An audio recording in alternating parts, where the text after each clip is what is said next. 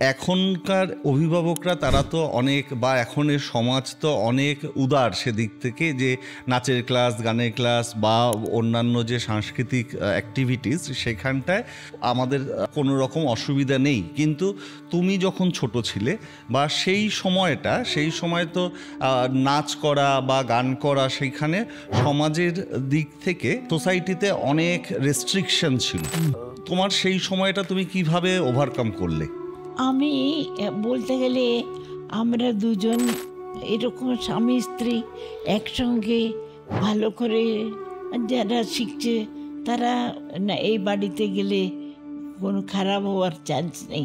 ওই রকম ছেলেরা অন্য অন্য জায়গাতে ফ্যামিলি করে এরকম কেউ ছিল না।